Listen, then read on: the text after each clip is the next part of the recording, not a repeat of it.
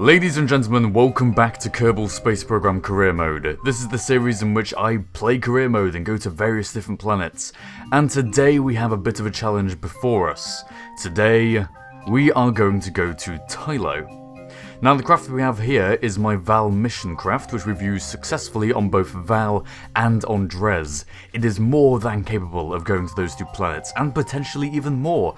It isn't, however, currently capable of going to Tylo, and so that is something we are about to change right now. Now, I've seen various different missions of people going to Tylo, and there are quite a few that are long and complicated and have big, massive lander stage. Like, I believe Elysium used something like 30 nuclear atomic engines. Scott Manley used a Rockomax engine. You know, big things like this. I did some research, did a bit of maths, and concluded that it's actually a lot easier than it looks.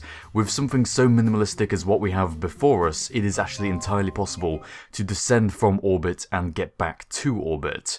However, the orbital height is a bit of a problem, but we'll come to that later. First of all, we need to see just how minimalistic we can make this. Now, to try and reduce weight as much as possible, I've even taken the liberty of reducing ladders as much as possible. And as you can see, that might cause us a few problems. And in fact, it does cause us a few problems. So you can see there that the ladder, despite the fact that I'm using the jetpack and jumping on Kerbal, is far too high. Now on Tylo it may be a different matter, because on Tylo there's no air resistance, and the gravity is about 0.8 Gs rather than 1 Gs, which means that at that height it was just there, it probably would have worked on Tylo. But nonetheless, for testing purposes, we are simulating Kerbal as if it was Tylo, because they are close enough. So we've moved the ladder down, jetpack on and jump, and we do manage to jump onto it. However, we can't quite climb from it to that ladder over there. Going back to the VAB, we probably will be able to change this, but again, if we move it any higher up, we won't be able to jump onto it from Kerbal. It's just too short. If it was one rung longer, then that ladder would be long enough.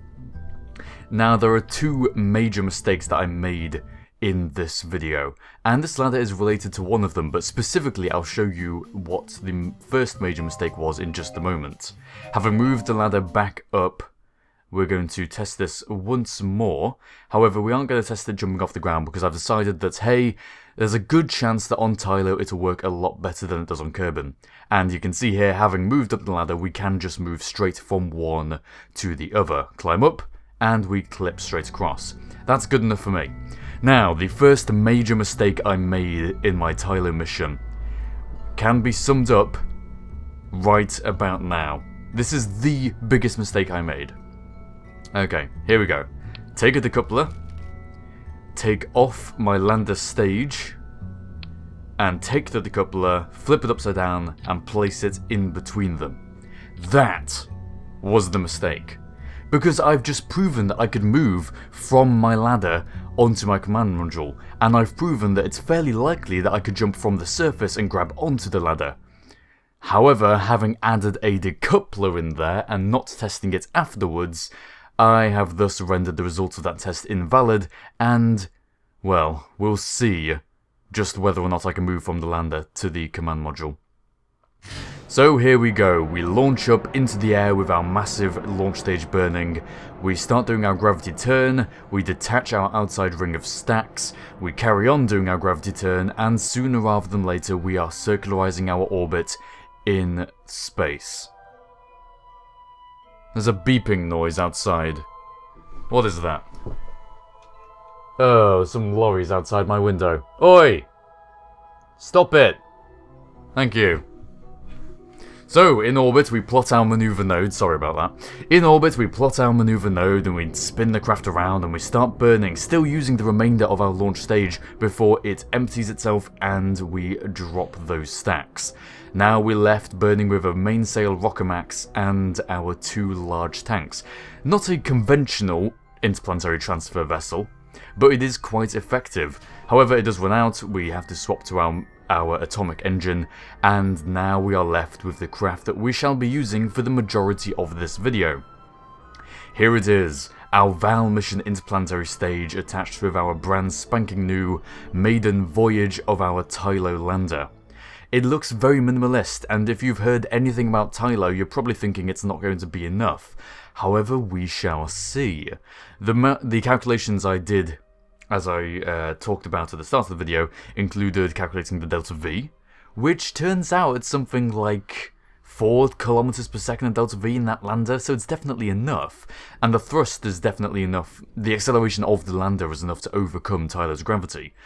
So on paper it's possible. But unfortunately, landing on Tylo is a bit trickier than it may otherwise think. It's essentially Kerbin without an atmosphere, and the advantage of atmosphere around Kerbin is that you slow yourself down when you're landing just through air resistance. There is no such helpful guide here on Tylo. So we've done our time warp out, we've burnt and corrected our inclination in order to bring us down. Now what I'd usually do at this point is actually go and dip into the atmosphere of this gas giant jewel in order to get some free delta V and slow ourselves down. However, our Tylo encounter is actually perfect. After whipping round this gas giant, if we carried on up at the right altitude apoapsis, we'd actually get an encounter immediately with Tylo. Rather than test and fail and experiment with getting it at the right altitude for aerobraking, I decided that 500 meters per second of burning was low enough to justify using an engine. Because hey, this craft has a lot of delta V. What did I say, 4 kilometers per second in the lander? Yeah, the transfer stage must have at least 6 kilometers per second, because it is crazy. One nuclear engine by itself, really effective. So we warp around, having done our burn to slow ourselves down and remain in the jewel's sphere of influence until we get our encounter with Tylo. Tylo, this biggest of moons, perhaps the second most difficult moon to land on and return from in the entire Kerbal space program. I say most difficult moon, the most difficult celestial body, the first being Eve. And thus concludes the first part of this video. The next stage, having successfully got ourselves into orbit around the planet or the body, is to actually do the landing. Now we have some issues, because 4 kilometers per second of delta V, this tiny minimalistic lander, as I said, is more than enough to land on Tylo from orbit and to ascend back into orbit. However, what altitude orbit do I mean? The higher up you are, the more delta V is required to get down and safely touch down on the surface, because you're falling a farther distance. Well, it turns out this lander can successfully do a mission from 5 kilometers up. A circular orbit at 5 kilometers above Tylo, which is insanely low. Imagine 5 kilometers up above Kerbin and orbiting. Your orbital velocity to be at that height at a circular orbit is so large that the ground beneath you moves very quickly. Unfortunately, there are also mountains, which are taller than 5 kilometers. So I built a minimalistic lander, but it doesn't quite reach up to the spec required for this mission. Or does it? Because although we can't orbit for, we can't be in a stable orbit at 5 kilometers above Tylo's surface, we can still be in an orbit. Just because our trajectory goes through the ground doesn't mean that it's any less of an orbit. And so, bringing ourselves down, and bringing our interplanetary transfer craft down with us, my plan is to circularize temporarily at 5 kilometers, to detach the lander and allow it to perform its mission, and then to ascend quickly back with the interplanetary stage, back to a higher altitude, a stable orbit, before it crashes into the mountains that we are coming up to. Unfortunately, I underestimated the power of Tylo's gravity, and I overestimated the power of this nuclear engine. It seems very likely that as this entire craft tries to lift the massive weight of our lander, plus its own massive weight, it's not quite got enough acceleration. So we're at an impasse. This mission will fail if the lander does not detach soon. And if our interplanetary stage crashes, then this mission is basically over. So what do?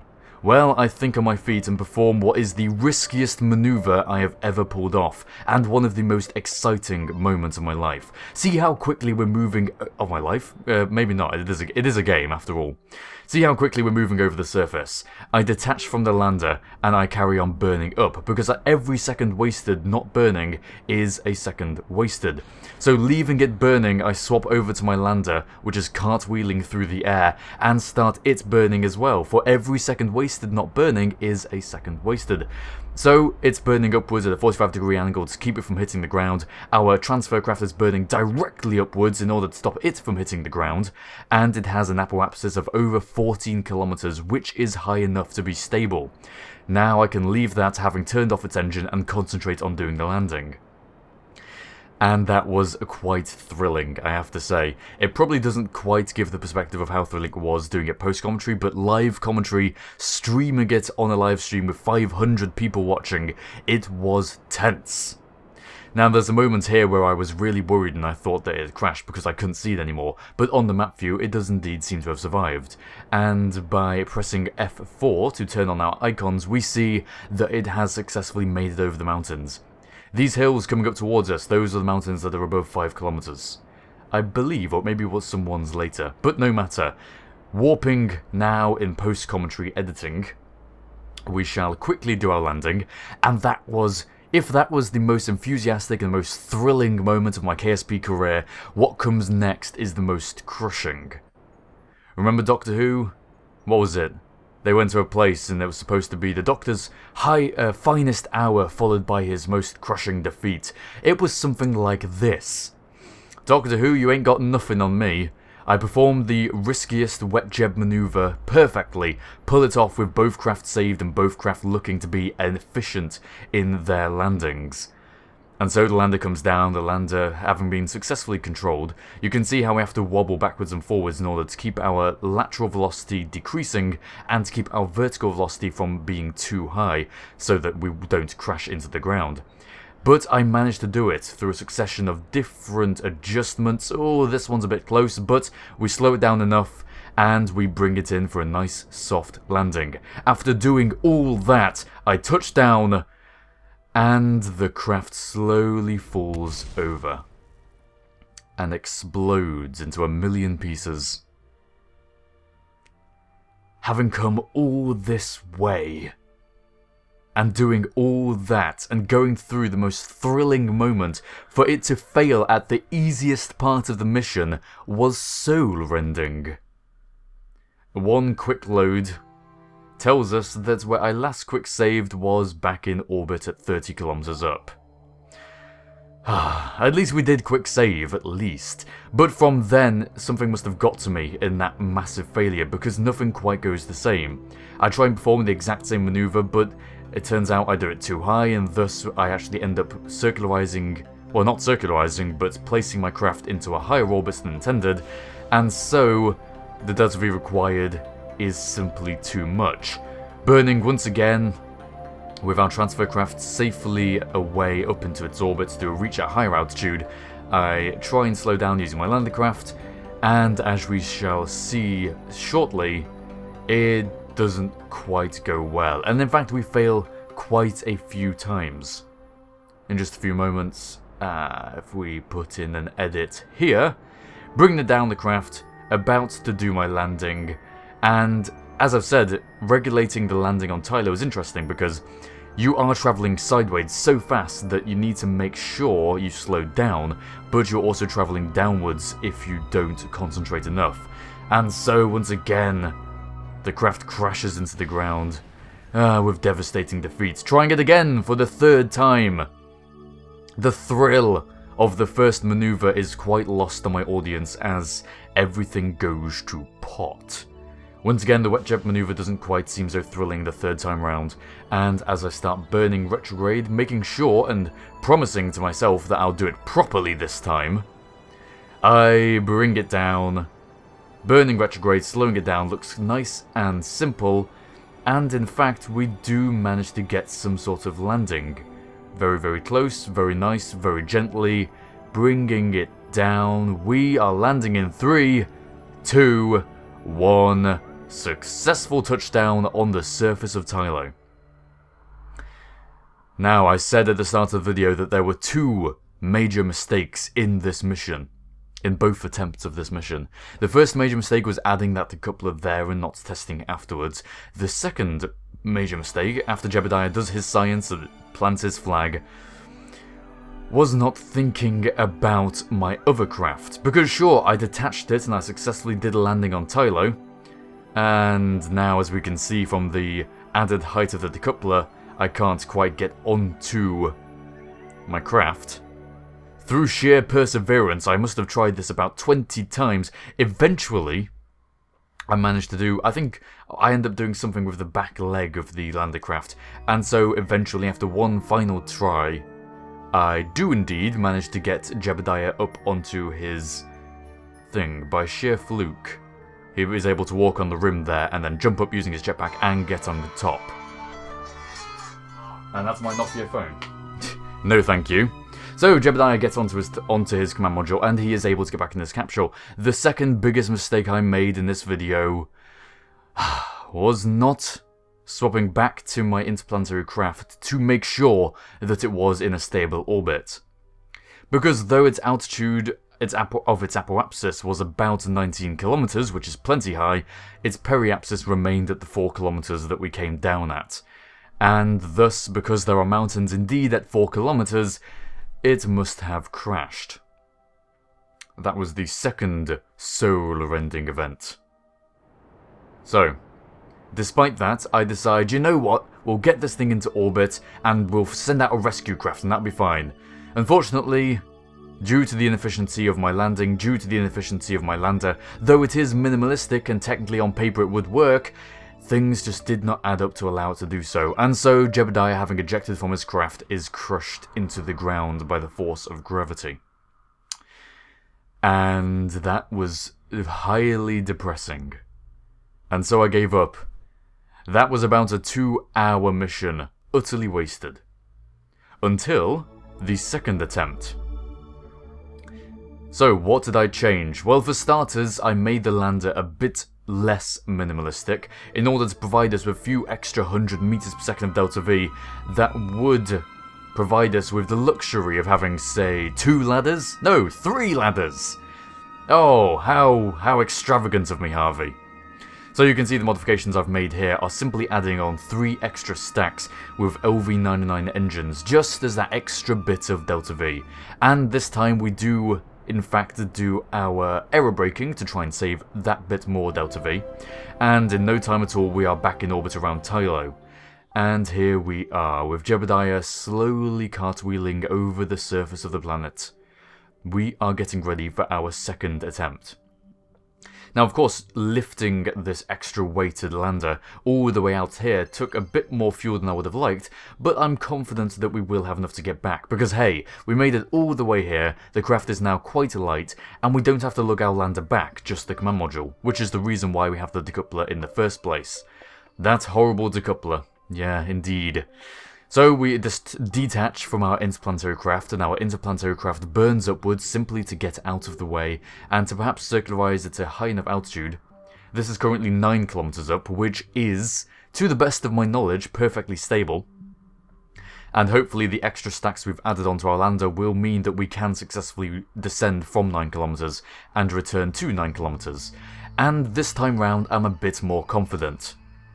I might as well add in here that this is the first time I legitimately did a landing on Tylo, and was successful. So, spinning our craft around, we get ready to burn the engines, throttling up, and stage... now? There you go, and stage. Now warping this video at 4 times speed so that we don't have to wait around too long. We burn, and in fact, descending from a higher altitude is quite helpful, because we don't have to worry so much about our vertical velocity, we can concentrate on pointing prograde. Because we have more time, simply, we're not so close to the ground, so it'll take longer for us to crash into the ground. Though suicide burns at 5 kilometers up are quite thrilling, it is not perhaps so sensible. So burning retrograde, trying to monitor our vertical velocity because I do get quite scared, and we are coming down quite low. We do manage to maintain it. Those tanks run out and we drop them soon enough, and now we are back to how our lander was originally. This time we are much closer down, we have much less speed to kill, and though we nearly hit into this hill here, I do manage to bring our speed down just enough so that we can perform another Tylo landing. The flag that we placed in that first attempt is still there, so we do actually have 2 flags on Tylo as a result of the aim of this mission.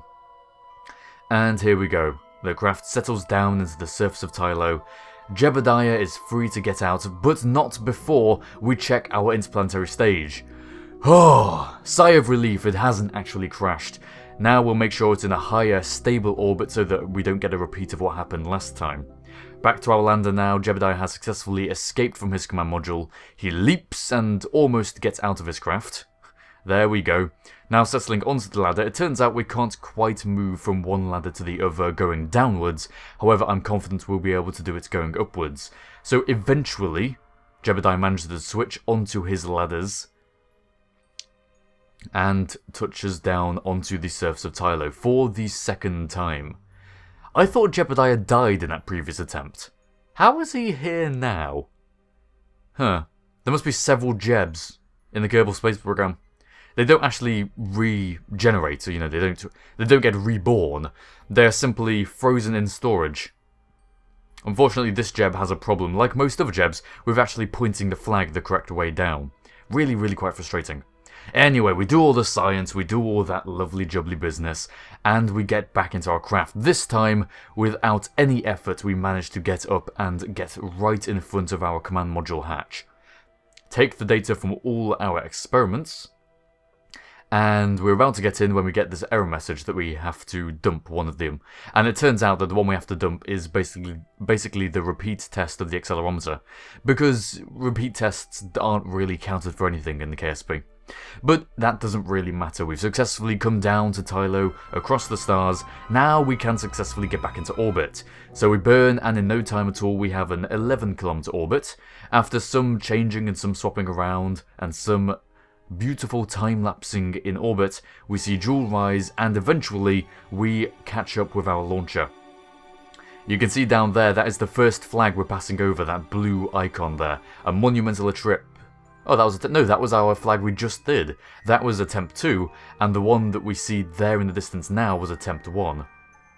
So bringing it in after a little while, perhaps a bit longer than I would normally take to rendezvous. I think what happened was that because we are travelling so fast and we are fairly low to the ground over this ginormous moon, it's a bit disconcerting watching the ground speed by below us. But nonetheless, I do eventually manage to dock, with plenty of fuel left to spare, and so we detach the lander after transferring fuel remaining from it into this craft, and we burn away, travelling as fast as we can, 4 times physics warp, skimming low to the ground because I actually started my burn early, which meant I was burning downwards, back towards the planet. But after no time at all, I do manage to get that interplanetary transfer burn done. We managed to bring our periapsis down below the altitude of Eve's orbit, believe it or not, and after burning at the ascending node to cancel out our inclination, at long last, Mother Kerbal is back to greet us. After a quick interlude, looking at the moon right there, the moon was quite annoying, but I didn't bother to keep in the footage because it would have made the video too long. We can now warp down towards the planet. And in fact, because we're so far away, coming in so fast, it seems like we're going to be going straight down and crash into it. But as our perception changes, we do in fact skim lightly off it. And I say skim lightly off it, it really is lightly off it. You might know that coming back from the Apollo missions, the lander craft there, in order to not have to deal with the really high speeds and velocities causing high thermal ablation of their heat shields, what they actually did was came in so shallow that they actually bounced off the atmosphere and went round for another pass back in space before actually landing for the final time. And something similar happens here. We start burning up in the atmosphere, and soon enough our altitude actually starts ascending again, because we just skim off of it after doing one pass and then doing another pass before we actually land. So in this brief amount of time we have before I end the video, I'd like to have a few minutes, if I may, to talk briefly about some other stuff going on with the channel. You may have noticed that in a few videos previously I mentioned about a Korolev fundraising event for a trip that I'm going on this December. The fundraising livestream for that has been cancelled, or it would have happened over the past couple of days, but due to organisation issues and issues with timing, it simply didn't happen. So I'll be fundraising in more conventional ways within my school. However, what I will also be supporting later on in the year, about June, July, August time, sometime over the summer, I shall be doing my second yearly, or annual, I suppose is a better word, my second annual live streaming event for charity water. Humanitarian aid. Something I can really get behind. The first annual live streaming event for charity water I did was called the Kerbal Polar Expedition, where I tried to drive to the North Pole in KSP. It wasn't successful in its mission goal, but we did raise over £7,000, which is something like $10,500 or so, for charity water. It was fantastic, really, really good event. We managed to help over 500 people get access to clean drinking water. And I want to do the same again this year. And instead of coming up with some other mission brief, I decided that Kerbal Polar Expedition was such a perfect format. This was proven by how much money we managed to raise. I decided to do it again. I really want to drive to the North Pole in KSP, and I think I know how we shall improve the mission in order for that to be possible. So keep an eye out for videos on the channel. Of course that's happening later in the year, about summertime, so there won't be many details to come soon, but there will be in the future. Anyway, that's enough of my preamble. What you just saw there when you just heard the sound of something exploding was when the parachutes opened, the nuclear engine actually just dropped off, simply. And now that we've landed, our craft falls apart on the surface, but our command module remains intact. And perhaps as importantly, our science modules remain intact. That's it! I've successfully landed on Tylo and returned back to Kerbin. For the first time in my KSP career, I've done that legitimately. That is quite a nice feeling. The next episode of Career Mode will probably be Elu, because I haven't gone there either. Or perhaps Moho. I really want to catch up with everything I haven't done yet. Thank you very much for watching this episode of Kerbal Space Program. If you liked the video, please do like the video and subscribe.